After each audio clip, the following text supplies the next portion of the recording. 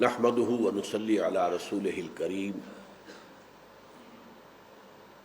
اما بعد فاعوذ بالله من الشيطان الرجيم بسم الله الرحمن الرحيم قد افلح المؤمنون الذين هم في صلاتهم خاشعون الى قوله تعالى والذين هم على صلواتهم يحافظون وقال عز وجل كما ورد في سورة المعارج ان الانسان خلق هلوعا اذا مسه الشر جزوعا واذا مسه الخير منوعا الا المصلين الذين هم على صلاتهم دائمون الى قوله تعالى والذين هم على صلاتهم يحافظون صدق اللہ العظیم۔ ہم دیکھ چکے ہیں گزشتہ نشست میں کہ تعمیر سیرت کے لیے جو اساسات قرآن مجید نے معین کی ہیں، یعنی بنیادیں جن پر کہ عمارت اٹھے گی، ان میں اول و آخر دونوں مقامات پر نماز کا ذکر ہے۔ اور ویسے اس نماز کا ایک باطنی پہلو سامنے آیا، خشوع، اور 3 جگہوں پر اس کا دوام، الذین هم علی صلاتهم دائمون والذین هم علی صلواتهم یحافظون والذین هم علی صلاتهم یحافظون۔ محافظت، مداومت، نماز کا نظام قائم کرنا، اس کو اوقات پر ادا کرنا، تعدیل ارکان، نماز میں چوری نہ کرنا۔ حضور نے فرمایا یہ نماز کی چوری ہے۔ رکوع میں گئے ہیں، سیدھے کھڑے نہیں ہوئے کہ سجدے میں چلے گئے، سجدے سے اٹھے ابھی درمیانی میں کمر سیدھی نہیں ہوئی ہے کہ تو دوسرا سجدہ کر لیں، یہ نماز کی چوری ہے۔ تعدیل ارکان کی، ہر رکن صحیح صحیح ادا، رکوع سے اٹھے ہیں تو کمر سیدھی ہو جائے، سکون، یہ ہے قوما۔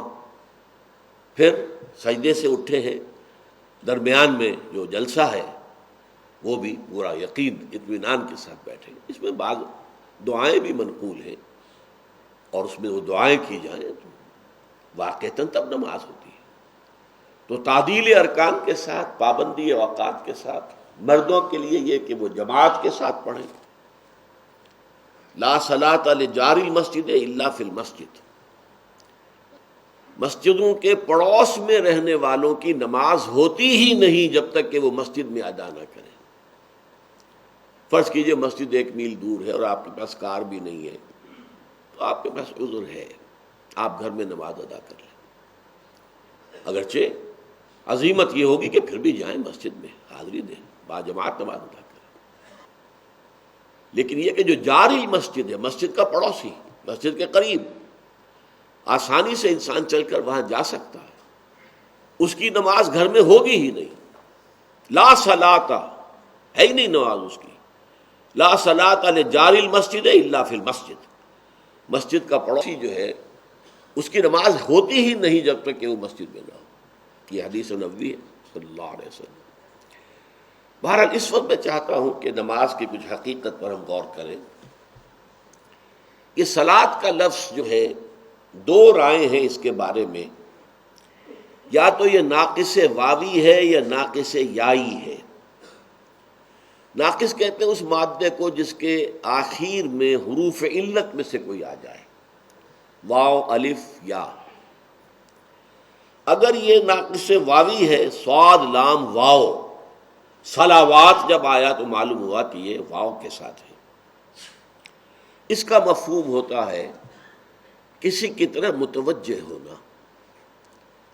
اب یہ توجہ جو ہے 2 رخ کی ہوتی ہے، اپنے سے بڑے کی طرف تعظیم کے ساتھ، ادب کے ساتھ، اور اپنے سے چھوٹے کی طرف شفقت کے ساتھ، رحمت کے ساتھ۔ اسی سے لفظ بنا ہے نا، ان اللہ و ملائکتہ یصلون علی النبی، اللہ اور اس کے فرشتے جو ہیں وہ نبی پر صلوات بھیجتے ہیں۔ یہ صاد، لام، واو ہے۔ ظاہر بات ہے کہ اس سے مراد رحمت ہے، شفقت ہے، عنایت ہے۔ اور یہ معاملہ صرف نبی کا نہیں ہے، یہ بھی نوٹ کر لیجئے ہمارے ہاں، کیونکہ بہرحال حضور کی شان میں یہ الفاظ اس طریقے سے آئے ہیں تو وہ تو بہت عام ہے۔ قرآن مجید میں اسی سورہ احزاب میں هو الذی یصلی علیکم وملائکتہ لیخرجکم من الظلمات الی النور، اے اہل ایمان، وہی ہے اللہ جو تم پر صلات بھیجتا ہے اور اس کے فرشتے بھی، وہی بات، ان اللہ وملائکتہ یصلون علی النبی یا ایھا الذین آمنوا صلوا علیہ وسلموا تسلیما، هو الذی یصلی علیکم وملائکتہ لیخرجکم من الظلمات الی النور، وہی ہے اللہ جو تم پر صلات بھیجتا ہے اور اس کے فرشتے بھی، تاکہ تمہیں اندھیروں سے نکال کر روشنی میں لے آئے۔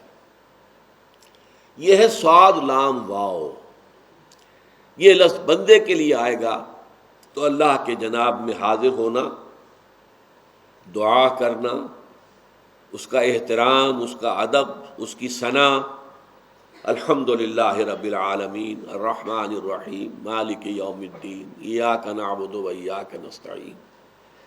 یہی وجہ ہے کہ اسی کو صلاۃ کہا گیا ہے حدیث میں۔ حضرت ابو ہریرہ سے جو روایت ہے سورہ فاتحہ میں بیان کر چکا ہوں، اور وہ ایک نقشہ جو ہے ترازو کی شکل میں، حدیث قدسی یہ ہے، قسمت الصلاۃ بینی و بین عبدی نصفین، میں نے نماز کو اپنے اور اپنے بندوں کے درمیان آدھا آدھا تقسیم کر لیا ہے، فنصفھا لی ونصفھا لعبدی ولعبدی ما سأل، اس کا آدھا حصہ میرے لیے، آدھا میرے بندے کے لیے، اور میرے بندے کے لیے ہے جو اس نے مانگا۔ جب بندہ کہتا ہے الحمدللہ رب العالمین، اب یہ حضور نے وضاحت کی ہے، حدیث قدسی وہاں ختم ہو گئی۔ اذا قال العبد الحمدللہ رب العالمین یقول اللہ تعالی حمدنی عبدی، میرے بندے نے میری حمد کی۔ وَإِذَا قَالَ الْعَبْدُ الرَّحْمَٰنِ الرَّحِيمِ یقول اللہ تعالی مجدنی عبدی، میرے بندے نے میری بزرگی بھی کا بیان کیا۔ وَإِذَا قَالَ الْعَبْدُ مالک یوم الدین یقول اللہ تعالی اثنى علی عبدی، میرے بندے نے میری ثنا کی۔ یہ سارا حصہ اللہ کا ہے۔ چوتھی آیت ایاک نعبد و ایاک نستعین ھذا ما بینی و بین عبدی، یہ ہے وہ جو میرے اور میرے بندے کے درمیان ہے، یہ انٹر لاکنگ ہے، یہ معاہدہ ہے، یہ میثاق ہے۔ اے رب تیری ہی بندگی کرتے ہیں اور کرتے رہیں گے، اور اے رب تیری ہی، تجھ ہی سے مدد مانگتے ہیں اور مانگتے رہیں گے، یہ ہے۔ اور واو درمیان میں جو آیا، یوں سمجھیے کہ ترازو کا مٹھ وہ ہے، اور ادھر تین آیتیں ایاک نعبد، اور ادھر تین آیتیں اہدنا الصراط المستقیم صراط الذین انعمت علیہم غیر المغضوب، اور ان کا تعلق ایاک نستعین، مدد مانگتے ہیں پھر۔ یہ سب سے بڑی مدد کیا ہے؟ ہدایت، سیدھے راستے کی ہدایت بخشتے ہیں۔ اس سے معلوم ہوا اصل صلاۃ یہی ہے، قسمت الصلاۃ بینی و بین عبدی نصفین، اور اس میں ساری شرح سورہ فاتحہ کی ہے۔ دوسرا مادہ یہ ہو سکتا ہے صاد لام اور یا صلا، اس کا معنی عربی زبان میں آتے ہیں تاپنا، آگ سے حرارت حاصل کرنا، اس معنی میں یصلونھا یوم الدین، جہنم کو تاپیں گے یہ اس قیامت کے دن۔ صلی النار، آگ میں داخل ہوا، اسی سے اصلاح باب افعال ہے۔ سوف نصلیہ نارا، ان قریب ہم اسے آگ میں داخل کریں گے۔ اب ان دونوں کے اعتبار سے جو مفہوم بنتا ہے وہ یہ ہے کہ صلاۃ کا اصل مفہوم اللہ سے ہم کلام ہونا، اللہ سے دعا کرنا، اللہ سے مخاطب ہونا، اللہ سے استغفار، اللہ کے سامنے توبہ کرنا، یہ ہے صلاۃ کا اصل مفہوم۔ لیکن اس کے ساتھ ہی تابع ہے، اس صلاۃ سے روح اسے حرارت ملتی ہے، اسے زندگی کی تازہ حرارت ملتی ہے، یہی اسی نماز کے ذریعے سے۔ یہ جو ہماری عدم توجہی کی وجہ سے جو افسردہ اور سمجھیے نیم بے ہوش ہوتی ہے، وہ صلات سے حرارت حاصل کرتی ہے، حیات نو کی حرارت اسے میسر آتی ہے۔ تو صلات، دعا، اب اس دعا کے لیے علامہ اقبال کا جو ایک چیپٹر ہے reconstruction of religious thought in Islam میں، meaning of prayer in Islam, وہ کیا ہے؟ انہوں نے کہا ہے ایک ہے انائے کبیر۔ اس انائے کبیر کا جو نقشہ سورہ طٰہٰ میں آیا ہے ویسا مجھے قرآن مجید میں کسی اور جگہ نظر نہیں آیا۔ اننی انا اللہ لا الہ الا انا فاعبدنی واقم الصلاۃ لذکری۔ یہ پہلی وحی ہے جو حضرت موسیٰ پر ہوئی ہے کوہ طور میں، بلکہ کلام ہے من ورائے حجاب، پردے کے اوٹ سے۔ اننی انا اللہ لا الہ الا انا، یہ انانیت کبریٰ ہے۔ انا، اقبال سے کہتا ہے انائے کبیر، انا اللہ۔ اور ایک چھوٹی سی انا ہمارے اندر ہے، سیلف ہے، اس کا بھی تعلق اللہ کی ذات کے ساتھ، وہ امر ربی ہے، وہ انا جو میرے اندر ہے، وہ روح، وہ خودی۔ جب یہ انائے صغیر انائے کبیر کے روبرو ہوتی ہے، روبرو ہونا، ہم کلام ہونا، اسی لیے نماز کا آغاز کس سے ہوتا ہے؟ انی وجہت وجہی للذی فطر السماوات والارض حنیفا وما انا من المشرکین، میں نے اپنا رخ کر لیا ہے، اپنا چہرے کا رخ کر لیا ہے اس ہستی کی طرف جس نے آسمان و زمین کو پیدا کیا، بالکل یکسو ہو کر، پورے عالم سے کٹ کر میں نے اپنی توجہ مرکوز کر دی۔ کاش کہ یہ کیفیت ہمیں حاصل ہو جائے۔ انی وجہت وجہی للذی فطر السماوات والارض حنیفا وما انا من المشرکین، اور میں ہرگز شرک کرنے والا نہیں۔ اس کے بعد آپ کی ہم کلامی شروع ہوتی ہے، وہ میں آپ کے سامنے مثال پیش کر چکا ہوں۔ وہ صحیح مسلم کی روایت ہے حضرت ابو ہریرہ سے جو میں نے بیان کی، قسمت الصلاۃ بینی و بین عبدی نصفین فنصفھا لی ونصفھا لعبدی ولعبدی ما سأل، یہ حدیث قدسی ہے۔ آگے کے الفاظ حضور کی اپنی شرح ہے، وہ حدیث ہے کہ جب بندہ یہ کہتا ہے تو اللہ یہ کہتا ہے، جب بندہ یہ کہتا ہے تو اللہ یہ کہتا ہے، جب بندہ یہ کہتا ہے تو اللہ یہ کہتا ہے۔ یہ مکالمہ ہے۔ دل کی آنکھ اور دل کے کان کھلے ہوں تو پھر نماز یہ ہے۔ بصورت دیگر بھی نماز کی بہت بڑی اہمیت ہے۔ اصل تو یہ ہے، انڈیویجول لیول پر تو نماز یہ ہے، روح صلاۃ۔ لیکن جیسے یہ کہ یہ ہمارے سوشل جو کنسٹرکشن ہے مسلمان معاشرے کی، اس کا مین پیوٹ ہے یہ نماز۔ جو نماز کا نظام ہے در حقیقت وہ معاشرے کے لیے بالکل ایکسس کی حیثیت سے، کہ معاشرہ پورا اس کے گرد گھومے، اور جس طریقے سے یہ جمع کرتی ہے، کچھ لوگ دن میں 5 مرتبہ جمع ہو رہے ہیں، ایک بڑی آبادی کے لوگ۔ اب یہ تو بدقسمتی ہماری کہ ایک ایک مسجد میں 2 جامع مسجدیں ایک ایک گلی میں ہو جاتی ہیں، یہ تو اسلام کے مطابق نہیں ہے۔ اسلامی ریاست ہو تو جامع مسجدیں ریاست کے تابع ہوں گی، کوئی خود اپنی مسجد بنا کر جو ہے اور وہ وہاں خطیب بن کر جو ہے خود ساختہ خطیب وہ خطبہ نہیں دے سکتا۔ ہاں، عام مسجد جو چاہو بنا لو، 5 وقتہ نماز کے لیے جتنی چاہو مسجدیں بنا لو۔ مسجد جامع وہ تو کوئی ایک یونٹ ہوگا۔ پرانے زمانے میں گرداوری کا رقبہ کہلاتا تھا، وہ ایک گرداور کا رقبہ جو اس میں ایک مسجد ہوگی، جامع مسجد ایک ہوگی۔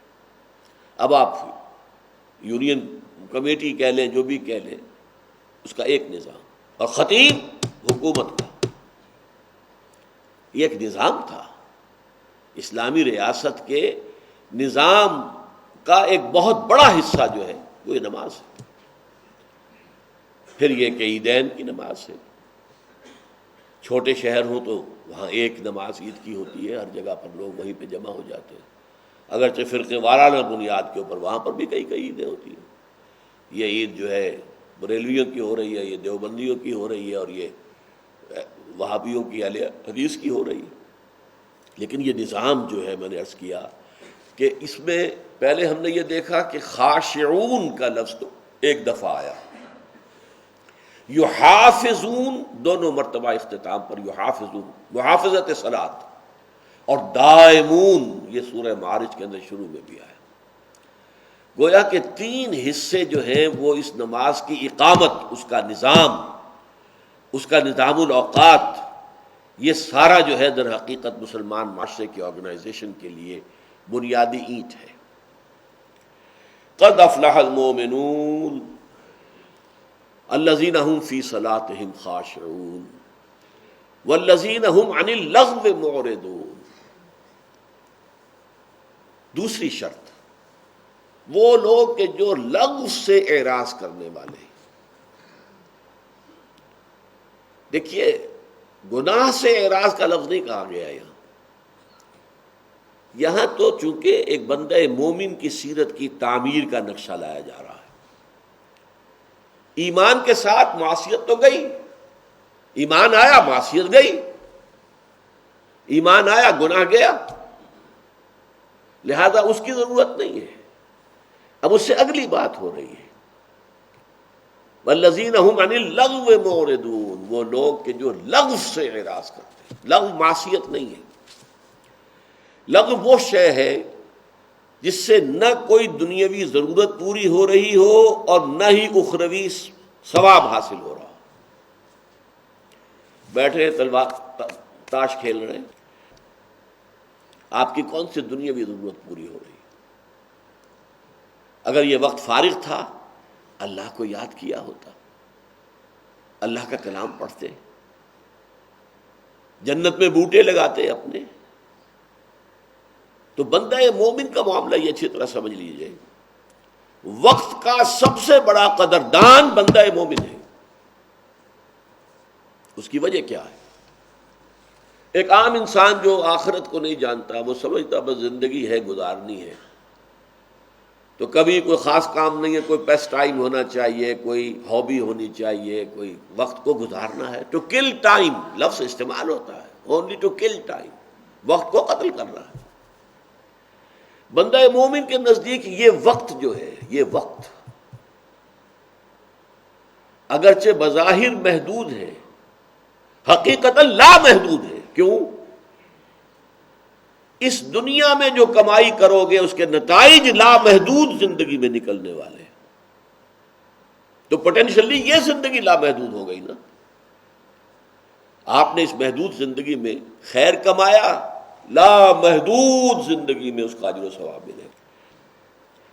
اگر آپ نے دنیا کی زندگی میں شر کمایا تو غیر محدود زندگی، ابد الآباد تک کی زندگی میں اس کی سزا ملے گی۔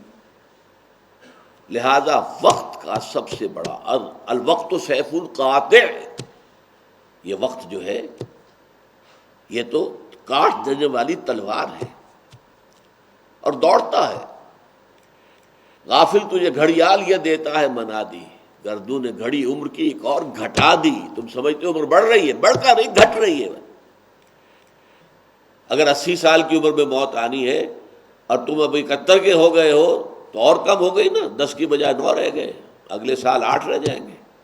غافل تجھے گھڑیال یہ دیتا ہے منادی، گردوں نے گھڑی عمر کی ایک اور گھٹا دی۔ لہذا دوڑو، catch the time by the forelock. آخر یہ دنیا میں جو یہ محاورے بن گئے کیوں؟ الوقت سیف القاطع، کاٹ دینے والی بڑی کاٹ دار تلوار ہے یہ وقت۔ لہذا وقت کا سب سے بڑا قدر شناس بندہ مومن ہے، وہ لغو کام میں اس وقت کو نہیں لگا سکتا۔ اسی لیے بڑی پیاری حدیث ہے حضرت ابو ہریرہ سے رضی اللہ تعالی عنہ، ان رسول اللہ صلی اللہ علیہ وسلم قال من حسن الاسلام المرء ترکہ ما لا یعنیہ۔ ایک انسان کے اسلام کی خوبی یہ بھی ہے کہ ہر اس شے کو چھوڑ دے جس کا کوئی فائدہ نہیں۔ فائدہ یا دنیا کا کوئی ضرورت آپ کی پوری ہو رہی ہے، معاش کے لیے آپ جد و جہد کر رہے ہیں، وہ آپ کی ضرورت دنیا کی ہے، اس پوری کر رہے ہیں۔ یا پھر اگر وقت ہے اللہ کو یاد کرو، اللہ کے ساتھ تصور لو لگاؤ، اللہ سے ہم کلام ہو، اللہ کا کلام پڑھو، ذکر کرو، قرآن پڑھو۔ تو والذین هم عن اللغو معرضون، وہ لوگ کہ جو لغو سے اعراض کرنے والے۔ اب یہاں نوٹ کیجئے کہ اس کے مقابل سورہ معارج میں کیا آیا، والذین یصدقون بیوم الدین، چونکہ اس وقت کا تعلق قیامت کے ساتھ میں نے آپ کو بتایا ہے، اخروی زندگی جو ہمیشہ کی زندگی ہے، اور یہ زندگی اسی کی تمہید ہے، الدنیا مزرعۃ الآخرہ۔ والذین یصدقون بیوم الدین والذین هم من عذاب ربهم مشفقون ان عذاب ربهم غیر مامون۔ اور وہ لوگ کہ جو قیامت کے دن، جزا و سزا کے دن کی تصدیق کرتے ہیں، اور وہ لوگ کہ جو اپنے رب کے عذاب سے خوف زدہ رہتے ہیں، لرزاں و ترساں رہتے ہیں، ڈرتے رہتے ہیں۔ ان عذاب ربهم غیر مامون، اور اس میں کوئی شک نہیں ہے کہ ان کے رب کا عذاب ایسی شے نہیں ہے جس سے انسان امن میں ہو سکے، نچند ہو جائے، بے فکرہ ہو جائے، غیر معمول۔ اس کا تعلق ہے اس سے کہ والذین هم عن اللغو معرضون۔ اگر یہ آخرت کا یقین ہے، اگر آخرت کے عذاب کی فکر ہے، تو لازماً اس دنیا کا ایک ایک وقت، ایک ایک منٹ، ایک ایک لمحہ جو تمہارے پاس ہے، ٹھیک ہے تمہارے جسم کو استراحت کی بھی ضرورت ہے، تو نیند بھی ہے، وَإِنَّ لِنَفْسِكَ عَلَيْكَ حَقٌّ، تمہارے نفس کا بھی تم پر ایک حق ہے۔ وہ حقوق ادا کرنے میں جو وقت صرف ہو رہا ہے وہ ٹھیک ہے، لیکن یہ کہ یہ جس کو ہم کہتے ہیں خام خواہ کے پیس ٹائم، وقت گزارنا، کلنگ دی ٹائم، یہ چیز جو ہے یہ اسلام اور ایمان کے ساتھ اور بندہ مومن کی شخصیت کی تعمیر کے پروگرام کے ساتھ کوئی مناسبت نہیں ہے۔ والذین هم للزکوٰۃ فاعلون، اور وہ لوگ کہ جو زکوٰۃ پر مسلسل عمل پیرا رہتے ہیں۔ یہاں یہ نوٹ کیجئے، قرآن مجید میں اکثر جگہ ایتاء زکوٰۃ آتا ہے، یؤتون الزکوٰۃ یقیمون الصلاۃ ویؤتون الزکوٰۃ، اقیموا الصلاۃ وآتوا الزکوٰۃ، ایتاء۔ یہ واحد مقام ہے جہاں پر فاعلون کہا گیا، للزکوٰۃ فاعلون، اور وہ لوگ کہ جو زکوٰۃ پر ہر دم کاربند رہتے ہیں۔ یہ چونکہ مکی صورت ہے، مکی صورت میں زکوٰۃ کا وہ نظام جو مدینے میں جا کر قائم ہوا وہ تھا ہی نہیں، ابھی نہ کوئی نصاب کا تعین تھا، نہ مقدار کا تعین تھا، کتنی زکوٰۃ ادا کرنی ہے، کتنا سونا ہو تو زکوٰۃ واجب ہوگی، کتنی چاندی ہو تو زکوٰۃ واجب، کچھ ذکر ہی نہیں۔ لہذا زکوٰۃ ایک معین عبادت کے طور پر مکے میں فرض نہیں ہوئی، بلکہ یہ تو جا کر مدینے میں فرض ہوئی۔ البتہ زکوٰۃ کا مفہوم کیا ہے؟ زکوٰۃ کہتے ہیں پاک کرنے کو، یا کسی شے کے ارتقاء میں جو رکاوٹ ہے اسے دور کرنے کو۔ اس کا ایگزیکٹ سینس سمجھ لیجئے، ایک باغبان ہے، اس نے باغیچہ لگایا ہے، کچھ پھل والے درخت ہیں یا پودے ہیں اور کچھ پھول والے ہیں، یہ تو اس نے خود لگائے ہیں، چاہتا ہے، مطلوب ہے۔ کچھ وہاں پر گھاس اور جھاڑ جھنکاڑ خود اگا جاتا ہے، خود رو۔ وہ باغبان آتا ہے، کھرپا ہاتھ میں لیتا ہے، اس خودرو گھاس آس پاس کے پودوں کو وہ کاٹتا ہے، پھینک دیتا ہے۔ کیوں؟ جو بھی سورج کی تمازت ہے، جو بھی ہوا میں آکسیجن ہے، وہ ساری میرے ان پودوں کے لیے ہونی چاہیے جنہیں میں چاہتا ہوں کہ پروان چڑھے۔ یہ گھاس اور یہ جو جھاڑ جھکاڑ ہے یہ اس میں سے حصہ وصول کر رہا ہے، گویا کہ اس کی ترقی کے راستے میں رکاوٹ ہے۔ باغبان کا یہ عمل جو ہے یہ در حقیقت تزکیہ ہے، اس کا اس عربوں کے ہاں یہ تزکیہ تھا۔ اب یوں سمجھیے کہ اسلام انسانی شخصیت کو جس رخ پر بڑھانا چاہتا ہے، اس کا سب سے بڑا بریک جو ہے، جو شخصیت کو ادھر نہیں بڑھنے دیتا، وہ حب مال ہے، مال کی محبت۔ وَإِنَّهُ لِحُبِّ الْخَيْرِ لَشَدِيدٌ، اس حب مال کو جڑ سے کاٹنے کے لیے اس کو خرچ کرو خرچ کرو خرچ کرو، انفقو انفقو انفقو، جتنی تاکید قرآن میں ہے اتنا ہی تمہارا دل صاف ہوگا، اتنی ہی تمہاری اصل شخصیت، روحانی ترقی تمہاری ہوگی۔ اس لیے یہاں پر زکوٰۃ کا لفظ جو آیا ہے وہ اپنے لغوی مفہوم میں مسلسل خرچ کرنا۔ ویسے یہ کہ جب وہ نظام بن گیا تو اس کے اوپر بھی حضور نے فرمایا صلی اللہ علیہ وسلم، ان فی المال لحقا سوی الزکوٰۃ، لوگوں یہ نہ سمجھ بیٹھنا کہ تم نے اپنے مال میں سے اگر زکوٰۃ دے دی ہے تو بس حق سارا ادا ہو گیا، نہیں، تمہارے مالوں میں حق ہے زکوٰۃ کے علاوہ بھی۔ اور آیت آپ نے پڑھی جو ہمارے منتخب نصاب کا درس نمبر 2 ہے، لیس البر ان تولوا وجوہکم قبل المشرق والمغرب ولکن البر من آمن باللہ والیوم الآخر والملائکۃ والکتاب والنبیین وآتى المال على حبه ذوی القربى والیتامى والمساکین وابن السبیل والسائلین وفی الرقاب وَأَقَامَ الصَّلَاةَ وَآتَى الزَّكَاةَ، زکوٰۃ علیحدہ ہے اور اس سے پہلے ایتاء مال غرباء پر، یتیموں پر، مساکین پر، وہ علیحدہ ہے۔ اس کو دلیل کے طور پر حضور نے کوٹ کیا ہے۔ اسے تم سمجھ لو کہ ان فی المال لحقا سوی الزکوٰۃ۔ یہاں والذین هم للزکوٰۃ فاعلون، وہ لوگ کہ جو اپنی زکوٰۃ پر یا زکوٰۃ پر مسلسل عمل پیرا رہتے ہیں، مسلسل خرچ کرتے ہیں، مسلسل خیرات، مسلسل صدقات۔ اچھا، اس کا کورسپونڈنگ جو ہے سورہ معارج میں والذین فی اموالہم حق معلوم للسائل والمحروم، اور وہ لوگ کہ جن کے مالوں میں حق ہے، مانگنے والے کا بھی اور محروم کا بھی۔ یہ 2 کیٹیگریز ہو گئی، ایک وہ ہے جیسے کہ سورہ حج میں قانع والمعتر،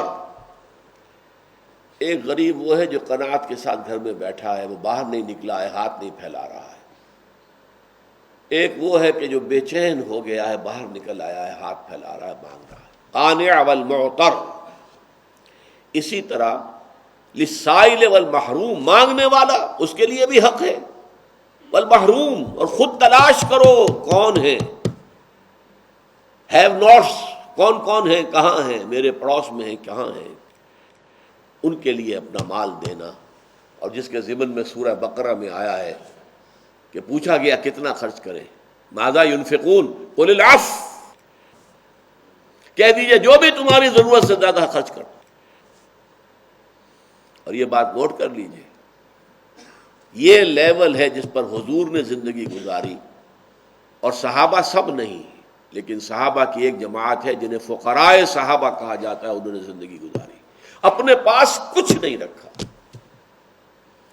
لہذا میں کہا کرتا ہوں، آپ بھی حیران ہوں گے، حضور نے کبھی زکوٰۃ ادا نہیں کی، اسلام کا رکن ہے، حضور کی زندگی میں اس کی نوبت نہیں آئی۔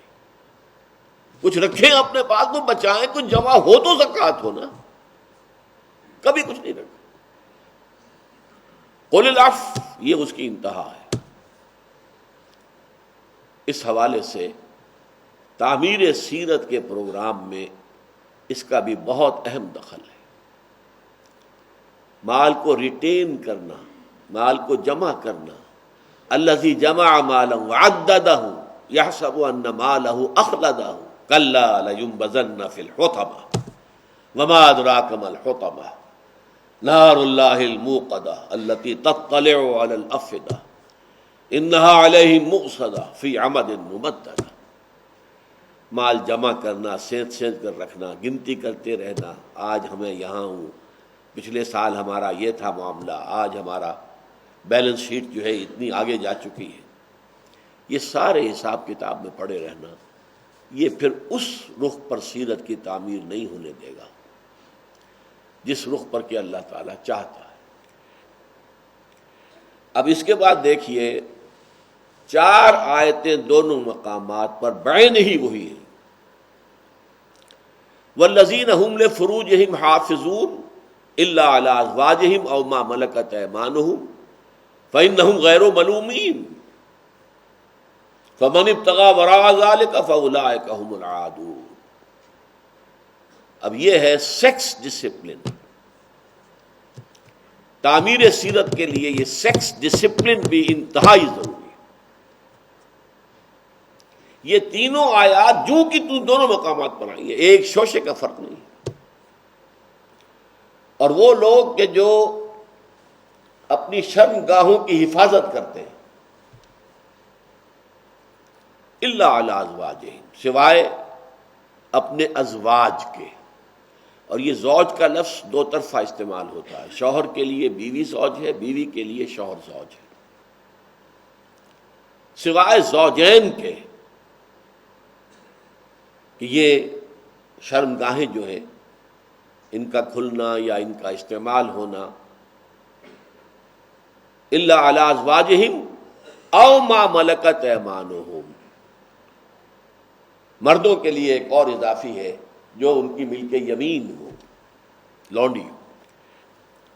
یہ لونڈی کا معاملہ چونکہ اس وقت معاشرے میں موجود تھا، قرآن مجید میں تفصیل سے ذکر ہے، فقہ میں تفصیلات درج ہیں۔ آج کل کہیں یہ نہیں ہے، اس کا کوئی وجود نہیں ہے، اور صحیح معنی میں ویسے ابھی میں ایک آرٹیکل پڑھ رہا تھا نیوز ویک میں، موریتانیہ میں یہ غلامی کا نظام ابھی موجود ہے، لیکن وہاں بھی تحریک چل رہی ہے، رفتہ رفتہ ختم کر رہے ہیں، بلکہ سرکاری سطح پر تو وہ ختم کر چکے ہیں، اگرچہ بالفعل معاشرے کے اندر موجود ہے، لیکن فی الواقع اس وقت دنیا میں کہیں یہ نظام نہیں ہے۔ البتہ ہو سکتا ہے کہ پھر کبھی اس کو انووک کرنے کی ضرورت پیش آئے۔ وہ کیا ہے؟ اسلامی جہاد ہو، اسلامی قتال ہو، اسلامی جنگ ہو، اس میں پرزنرز آف وار کے بارے میں یہ سورہ محمد صلی اللہ علیہ وسلم کی آیت نمبر 4 میں اس کا ذکر ہے۔ کیا کیا جائے؟ فرض کیجئے کہ تبادلہ بھی مناسب نہیں ہے، ابھی جنگ جاری ہے، ابھی معاملہ ختم نہیں ہوا ہے۔ وار ایک لمبی شے ہوتی ہے، اور بیٹلز ایک اس کے مارکے ہوتے ہیں۔ بیٹل میں آپ کے ہاتھ میں کچھ آ گئے ہیں، وار تو جاری ہے مسلسل۔ اگر انہیں چھوڑ دیتے ہیں تو کفر کی تقویت کا سامان، وہ پھر جائیں گے، پھر لڑیں گے۔ اسی لیے غزوہ بدر کے بعد حضرت عمر کی رائے یہ تھی کہ جتنے قیدی ہیں ان کو قتل کیا جائے تاکہ کفر کی کمر ٹوٹ جائے، ورنہ یہ دوبارہ جائیں گے، دوبارہ حملہ آور ہوں۔ حضور کی طبیعت پر چونکہ رحمت اور شفقت اور مودت کا غلبہ تھا، اور وہی عکس جو ہے حضرت ابو بکر صدیق میں تھا، ان دونوں کی رائے ہوئی کہ نہیں، ان کو چھوڑ دیا جائے، فدیہ لے لیا جائے۔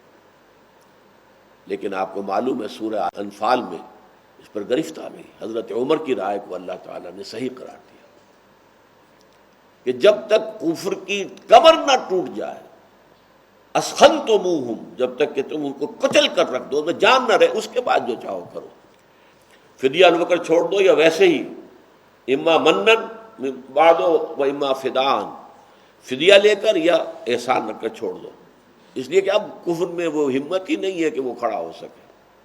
جب تک وہ مقابلہ ابھی جاری ہے اس وقت تک اب ان کا کیا کیا جائے؟ ایک تو یہ کہ کنسنٹریشن کیمپس کے اندر رکھ دیا جائے۔ اسلام نے بہتر یہ حساب دیا ہے، انہیں اسلامی معاشرے کے اندر پھیلا دیا جائے۔ ایک تو یہ کہ مسلم معاشرے میں یہ قریب سے مشاہدہ کر کے ان کے دل کھلیں گے اسلام کے لیے، دیکھیں گے اسلام کیا ہے۔ ابھی جو ایک واقعہ ہوا ہے، ایک برٹش جرنلسٹ جو عورت تھی اور وہ قید میں رہی طالبان کے، اور اس کے بعد آپ کو معلوم ہے وہ جا کر انگلستان میں اسلام لے آئی، کہ میرے ساتھ انہوں نے جو سلوک کیا، مجھے بہن سمجھا، سسٹر کہہ کر پکارا، بہن سمجھا مجھے، کسی کے طرف سے کوئی غلط انڈیسنٹ حرکت نہیں ہوئی۔ اتنا سیکس ڈسپلن جو ہے ان طالبان کے اندر تھا۔ تو یہ اگر دیکھیں گے، مشاہدہ کریں گے تو ایمان لے آئیں گے۔ تو بجائے اس کے کہ بوجھ پڑے معاشرے کے اوپر، اب آپ اتنے لوگوں کو کھلا رہے ہیں، کھلانا تو پڑے گا، جیل کے اندر اپنے ڈالا ہے تو کنسنٹریشن کیمپ میں کھلائیں گے، ان کو تقسیم کر دیا جائے، پھر ان کے حسن سلوک کی بات کی جائے، یہ بھی کہا جائے جو کھاؤ وہ انہیں کھلاؤ، جو پہنتے ہو وہ پہناؤ، اور کوئی مشقت طلب کام ہو تو ان کے ساتھ خود بھی مل کر کام کرو۔ یہ ہے در حقیقت وہ نظام، تاکہ ان کو معاشرے میں جذب کر لیا جائے۔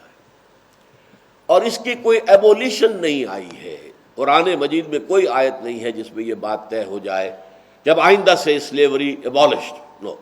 کیوں؟ آخری زمانے میں جو جنگیں ہونی ہیں، حضرت مہدی کی آمد کے بعد، حضرت مسیح کے نزول کے بعد، میں سمجھتا ہوں کہ اس وقت پھر وہ حالات پیدا ہو جائیں گے جہاں کہ ان آیات کا استعمال ضروری ہو جائے گا جو میں نے عرض کیا ہے کہ سورہ محمد کے اندر آیت نمبر 4 کی حیثیت سے۔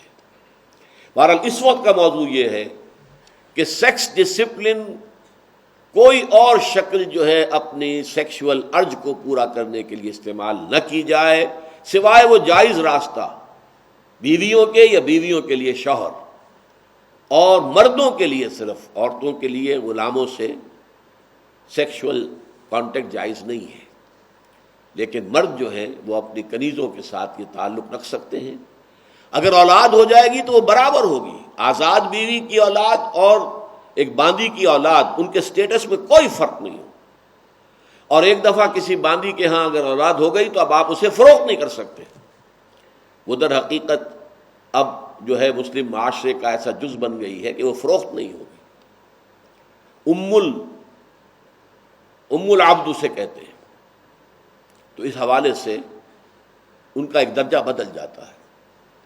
تو والذین هم لفروجہم حافظون الا علی ازواجہم او ما ملکت ایمانہم فانہم غیر ملومین، اس لیے کہ ان پر کوئی ملامت نہیں ہے۔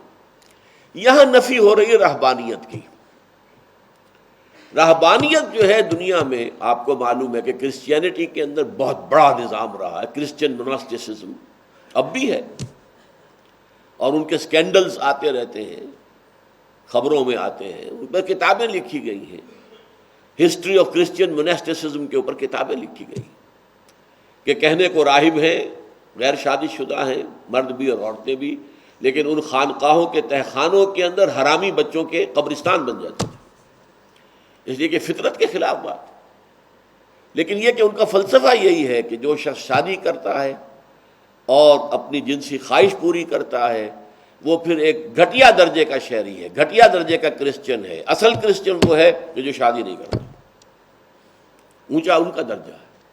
یہی ہندوؤں کے سنیاسی، سنیاسی کون ہوتے ہیں؟ یہی بدھ مت میں ہے، بھکشو، وہ شادی نہیں کریں گے۔ قرآن نے بات کی ہے کہ جو فطرت کی بات ہے کہ یہ فطرت کا تقاضا ہے، جیسا پیٹ کھانے کو مانگتا ہے ایسے ہی تمہاری جنسی تقاضا ہے۔ اللہ نے کھانے کی چیزوں میں بھی حرام مقرر کر دیا، مت کھاؤ یہ، باقی میں سے حلال میں سے کھاؤ۔ قل من حرم زینۃ اللہ التی اخرج لعبادہ والطیبات من الرزق، کس نے حرام کیا؟ اسی طریقے سے یہ طبی تقاضا انسان کے اندر جو ہے اس کو بھی پورا کرنے کے لیے شادی کا راستہ کھول دیا ہے۔ مردوں کے لیے 4 تک مثنیٰ و ثلاثہ و رباع راستہ کھول دیا۔ لہذا انہم غیر ملومین، اس میں کوئی ملامت والی بات نہیں۔ فمن ابتغى وراء ذلك فاولئک هم العادون، اور جو بھی کوئی چاہے گا اس کے سوا تو وہی ہے کہ جو حد سے گزرنے والے ہیں۔ ان 2 صورتوں کے علاوہ جو بھی ہے وہ شریعت کی روح سے جائز نہیں ہے، اگرچہ جواز کے درجے جو ہے وہ ذرا مختلف ہو سکتے ہیں، شناعت اور برائی کے درجے۔ اب زنا ہے وہ سب سے بڑا معاملہ ہے، لیکن یہ سوڈمی جو ہے وہ اس سے کم تر شے ہے، اس لیے کہ زنا میں تو نسب کا معاملہ بھی جو ہے وہ مشکوک ہوتا ہے۔ دوسری طرف جو ہے یہ عمل قوم لوط جو ہے اس میں وہ معاملہ نہیں ہے۔ پھر ایک استمناء بالید ہے، ہاتھ سے اپنی وہ خواہش پوری کر لینا، اس کے بارے میں جواز کا بھی فتویٰ ہے کہ اگر کوئی شخص نکاح کی صلاحیت نہیں رکھتا، پیسے نہیں ہیں، وہ مہر نہیں دے سکتا، اور ساتھ ہی یہ کہ اپنی شہوت کے اوپر پوری طرح قابو نہیں پا سکتا، وہ نہیں رک سکتا، تو اگر اس حد تک استمناء بالید جسے کہتے ہیں اگر پورا کر لے تو اس پر ملامت نہیں ہوگی، لیکن یہ کہ پسندیدہ نہیں ہے۔ اسی طرح کہا گیا ہے کہ لونڈیوں کے ساتھ نکاح نہ کرو، کوشش کرو، اور زیادہ اگر زور ہے شہوت کا تو روزے رکھا کرو تاکہ وہ شہوت کا زور ٹوٹ جائے، لیکن جو نہ کر سکے وہ لونڈیوں سے نکاح کر لے، اس کی اجازت بھی دے دی گئی۔ تو اس طریقے سے جیسے کہ شریعت میں ہوتا ہے کہ ایک شے فرض ہے، پھر واجب ہے، پھر مسنون ہے، پھر مندوب ہے، مباح ہے، یہ اتنے درجے ہیں. اسی طریقے سے حرام ہے، اور پھر مکروہ ہے، تحریمی ہے، پھر مکروہ ہے، تنزیہی ہے، یہ درجے ہیں. لیکن بہرحال پسندیدہ نہیں ہے. صحیح معاملہ، پسندیدہ معاملہ صرف یہ ہے والذین هم لفروجہم حافظون الا علی ازواجہم او ما ملکت ایمانہم فانہم غیر ملومین فمن ابتغى وراء ذلك فاولئک هم العادون. جو اس سے زیادہ کچھ چاہیں گے تو وہ بہرحال حد سے گزرنے والے ہیں، وہ حدود سے باہر تجاوز کر رہے ہیں. تجاوز کے اندر کتنا تجاوز ہے، کس حد تک ہے، یہ اس کا معاملہ علیحدہ ہے. تجاوز ہے. والذین هم لاماناتہم وعہدہم راعون، اور وہ لوگ جو اپنی امانتوں اور عہد کی پوری پوری پاسداری کرتے ہیں. یہ آیت بھی جوں کی تو ہے دونوں مقامات پر، سورہ مومنون میں بھی اور سورہ معارج میں بھی. تو یہ 4 آیتیں میں نے عرض کیا تھا کہ جوں کی تو ہے. اپنی امانتوں کا لحاظ کرنا، اپنے عہد کو پورا کرنا. اور یہ 2 چیزیں جو ایڈ کی گئی ہیں، تو ایک حدیث نبوی جو ہے اس کے اندر بڑی خوبصورت سی تذکرہ موجود ہے.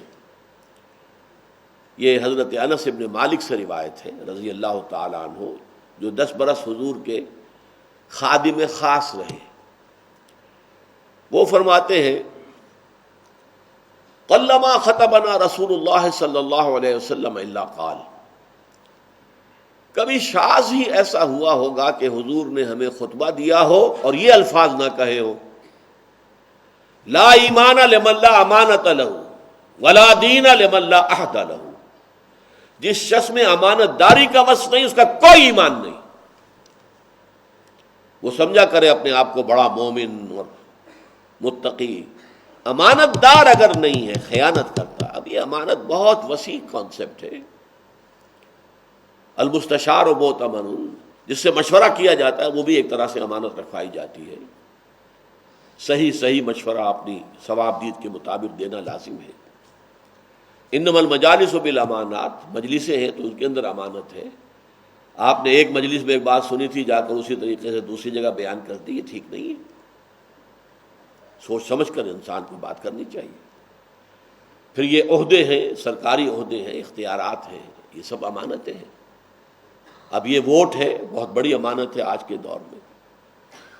تو جو لوگ اپنی امانتوں کی بھی رعایت کرتے ہیں، حفاظت کرتے ہیں، اور عہد جو عہد کر دیا، یہ تو ہمارا دوسرا سبق جو تھا. وہ لوگ جو کہ اپنے عہد کو پورا کرتے ہیں، جبکہ والموفون بعہدہم اذا عاہدوا، جب معاہدہ ہو جائے تو پورا کرنے والے. اب اس کا اختتام جو ہو رہا ہے سورہ مومنون میں اولئک هم الوارثون، یہ لوگ ہوں گے وارث کس چیز کے؟ الذین یرثون الفردوس، جو جنت الفردوس کے وارث ہوں گے. ہم فیہا خالدون، اور اس میں ہمیشہ ہمیش رہیں گے. اور سورہ معارج صرف ایک جملے میں اولئک فی جنات مکرمون، یہ وہ لوگ ہوں گے کہ جو جنتوں کے اندر جن کو اعزاز جن کا کیا جائے گا. اور ان دونوں سے پہلے دونوں جگہوں پر والذین هم علی صلواتہم یحافظون اور والذین هم علی صلاتہم یحافظون، صرف اتنا فرق ہے. وہ لوگ جو اپنی نمازوں کی محافظت کرتے ہیں، وہ لوگ جو اپنی نماز کی محافظت کرتے ہیں. اللہم ربنا اجعلنا منہم، اللہم ربنا اجعلنا منہم، اللہم ربنا اجعلنا منہم، آمین یا رب العالمین.